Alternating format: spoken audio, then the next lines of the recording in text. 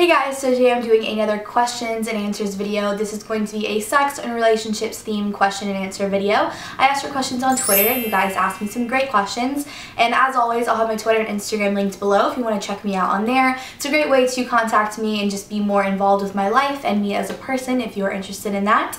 But as always, the questions I'm going to be answering are ones that I think are really interesting and things that I think you guys could also help the viewers with as well. So if you have any comments or thoughts or just advice for anyone that asked a question, you can leave that below in the comments. I love to open my channel up to be a platform where girls can come and feel safe and connected with other girls that also have similar questions or experiences or advice, and I love seeing you guys help each other out in the comments. It's like my absolute favorite thing, and it's really a reason why I love doing these question videos. First question is, what if I want to hook up with a guy that my friend has been with?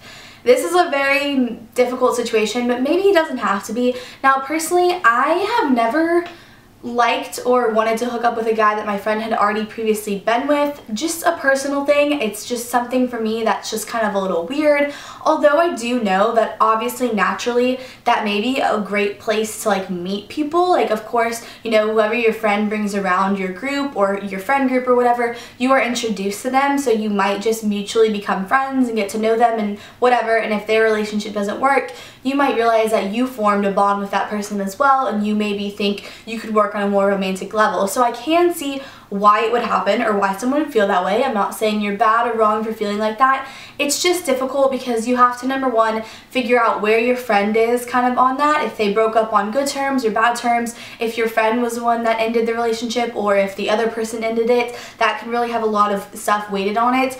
A lot of times if your friend decided for whatever reasons that she didn't want to be with the guy anymore, typically I would think maybe she wouldn't care as much if you two got involved, but sometimes there are scenarios where it's just that will never happen. It can't happen. It's just totally against like friend code. Although I do have a scenario, I guess, that was a little bit similar where I went on a date with a guy and we just really didn't hit it off necessarily, and then later on I realized that his roommate and I were kind of better suited. We just got along a lot better.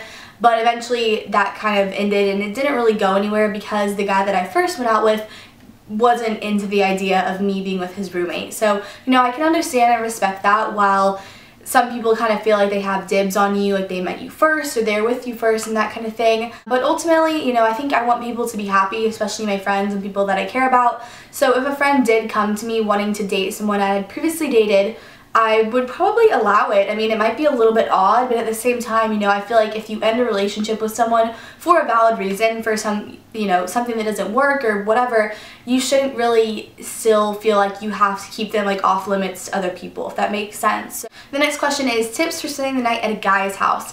Now, this does happen, especially in college. You know, they have like a little term, walk of shame, where the girls will leave the house in the morning, kind of in their clothes from the night before or whatever. Especially when you go out to like bars and stuff and people are drinking, a lot of times you go home in a cab together because you don't want to drive or, you know, get home or whatever. But I think as far as spending the night with a guy, I think that is kind of a big step in your relationship if you are in a relationship. If it's just a casual hookup, again, it still is kind of a big step because you're spending the night, you're sleeping in the same bed with someone, you wake up, and a lot of times if you went home with them and you were intoxicated, you wake up and you are sober, no longer intoxicated. That might make things a little awkward or interesting. But my tips, I guess, would just be, you know, if that's something you want to do, you know, do it. If it's not something you want to do, you don't have to, of course. And the number one tip I would say, I would just, I don't know, bring toothbrush and like a toothpaste in your purse. I do that anyways, not as a weird thing, but when I was growing up, my mom would always have a like small toothbrush and toothpaste just in her purse. She just always had that, and after meals and dinner and stuff when we go out, she would brush her teeth. It was just like a natural thing she did, and she was just very into always having that, so I kind of grew up around that, and so in return I carry a toothbrush and toothpaste in my purse as well. So I feel like if you're spending the night at someone's house, I mean, you at least have that when you wake up and can do that. And I guess, you know, clean up your makeup a little bit if it got smudged throughout the night. But other than that, you know, it's just a very personal choice, and it's something you have to decide if you want to go through with that. Of course, there are more of a chance that maybe something romantic will happen because when you're spending the night with someone, you're in a bed with them. typically, and I don't know, it's just more of a, I guess, scenario that you're putting yourself in to where something could happen further, and you have to decide if that is something you want or don't want. And of course you could just go home and sleep, like actually sleep and not like sleep with them, but I think, you know, of course you're putting yourself in a situation where it's more easy for something sexual to happen because you're in a bed with someone. So hopefully that kind of answers the question. I wasn't really sure what she was really asking, but I think as far as the tips, I mean, I always have toothbrush and toothpaste, but that's not really just for staying the night at someone's house, it's just in general. The next question is how to hook up with a guy without getting attached. Now this is an interesting question. Again, I think it's something very big in college, because in college there are a lot of very just kind of casual hookups. People get together one night or out at a party or for a weekend, and that's kind of that. They don't have to date. There's no really, I guess, discussion about dating. That's kind of just what it is, a casual hookup, people experimenting, doing different things. And as far as getting attached, I read a quote that someone actually put in one of my videos one time when I was talking about this subject, and they wrote something to the effect of, when you are choosing to hook up with someone or be sexual with someone or intimate, do it because you want to do it, not because you're wanting anything out of it, which I think was a very good point this person made. She said, if you want to go home and you want to make out with someone and hook up with them, do it because you want to do that, not because you're thinking that will then make the guy date you or become your boyfriend or want to continue to be with you or anything like that. Because I feel like if you go into it with a mindset of, I'm doing this because I want something out of it, I want this person to be loyal to me or my boyfriend or whatever, you're kind of setting yourself up for a bigger chance of getting hurt in the long run or too attached when maybe the other person isn't as into it as you are. And I feel like if you just go through your own actions, as in you are owning up to them and you're doing them because you have thought through the consequences of your actions and I guess the outcome, then you're kind of in a better position. Now, of course, when you do hook up with someone, you're intimate with them, especially if you also connect with them on an emotional and like, you know, mental level, of course you can get attached. Like, that's very normal, I think, to be, you know, intimate with someone, you're naked or half naked or whatever, you're talking about, you know, personal thoughts and beliefs and ideas.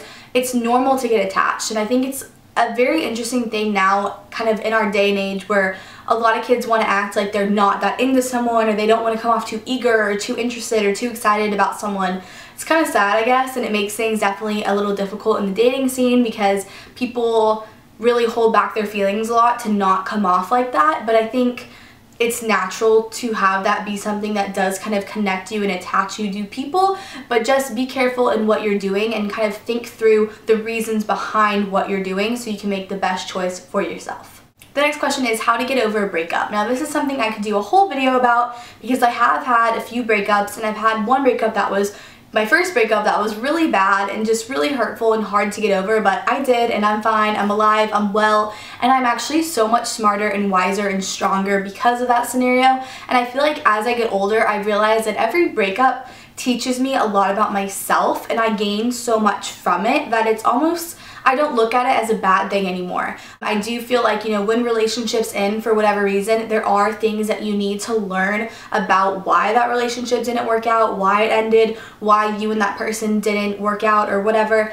And there's just so much like knowledge there to gain, and you have to really be able to do that. And there's also just so much strength and wisdom to have within yourself. I feel like, you know, being resilient and having, you know, your heart broken or being betrayed or hurt by someone, and being able to, you know, give yourself time to heal and collect yourself as a person, but then to come out as a better, stronger, more improved version of yourself is so amazing. And I think it's the reason that breakups are so essential to just your overall like molding of your character.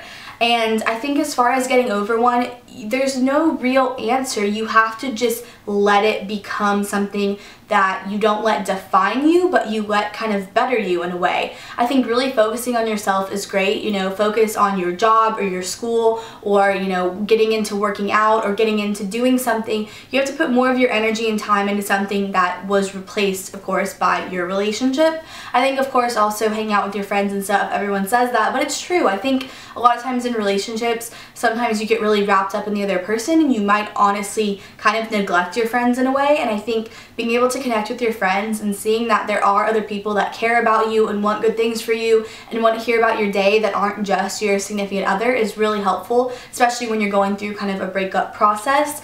And other than that, just realizing that it's going to hurt until it doesn't hurt. And that sounds like hard to understand if you're in the midst of it, but I promise you, everyone has been at that point where feeling like they will never get over this person, they will never get over this breakup, they'll never meet someone as good as that guy, but you will, and you just have to know that you will. And I think once you get through that first breakup, it just gets easier every time because you realize that that pain and that heartache that you feel is normal, but it won't last forever, and you will eventually feel like yourself and you'll feel better. And I promise you, you will, even if at the moment it feels like the most terrible thing ever. It's not. The next question is, how do you deal with people calling you a slut or a hoe? I wanted to address this because I actually dealt with this yesterday. I posted a picture of myself in a swimsuit and I got some comments saying, "You've really turned into a slut," or "I'm really disappointed you're a hoe now" on Instagram and all this stuff. And like, it's just so silly to me, number one, because I had a swimsuit on, which is something that people wear to the beach, to the pool, whatever, and like, it's just a normal thing. I also think it's really sad that these comments were left by girls as well, because, you know, I feel like girls should band together and we shouldn't call each other these derogatory names. And it's just, it's sad to me, I guess, that people think that that's okay, or like that's a normal thing to do, like to judge someone based on what they're wearing, or even if, you know, someone was judging someone else on their own personal, you know, intimate choices. Like, it's just not your business, and it's also just so hurtful and rude. And for me, you know, if someone's wearing something that I think is scandalous or risque or provocative or is offending me, I'll just move on to something else. Like, I don't feel the need to call a girl a whore or a slut or these horrible, gross, degrading names. It's just not how I am, and it's not how I was raised, and it's really not how I want other girls to treat other people either. You know, thankfully, I think I've gotten to the point where I can handle it now, and I know myself. I know the choices that I make. I know the type of heart that I have, the person I am, and I'm proud of myself. I like myself and the things that I do for other people and the way that I try to carry myself and the person that I am becoming. But I think for other people, it can be really, really hurtful, and it can just be really intense. So I hope that you guys think before you comment things. It's really not needed to go on Instagram and call other girls sluts and whores and hoes and all these words. It's just, number one, it makes you look bad. It's such a nasty word, and like, people see you calling other people that, it doesn't do anything good, and it does really affect people, and it hurts them as well. Something also interesting that I think it is to touch on though, I think a lot of times, you know, naturally I have big boobs, and so when I wear a swimsuit, people see it as a sexualized thing, and they see it as something where they feel like they have the right to call me a slut or a whore or whatever, whereas I have seen other girls that have smaller chests or no boobs really, and they'll wear a swimsuit and they don't get the comments that I get. So it's just very interesting to see how judgmental people are based on different body types, you know, with realizing that everyone, you know, needs to be able to wear a swimsuit, whether you have a smaller chest or a bigger chest. I don't think people should judge you based on the way your body is built and the way you were made. But I think it's just something to think about further on when you see pictures of girls in swimsuits and stuff. Just, you know, think about your words before you judge them or write something rude, because it does affect people. And I know that I want my viewers and my subscribers to not be those types of people. I just think it's terrible. And I do have to mention that there were a lot of girls that did stick up for me and stand up for me, and I do appreciate that. I see all of your comments. I think maybe sometimes people don't realize that, but I read them all, I see them all, and it means a lot to me when other people try to teach someone else, like, hey, like, that's not okay to call another girl that, that's really rude, you know, you shouldn't do that. I appreciate that, and I do think the nice comments, of course, outweigh the bad ones, but I don't know, just in case maybe you weren't raised or you don't know that it's unkind and unnecessary to call girls those names, hopefully you take something away from this video. But that's it for my Q&A today. Hope you guys enjoyed. Leave me any comments or thoughts or helpful advice you have for anyone in the comments below, and I'll see you guys next time.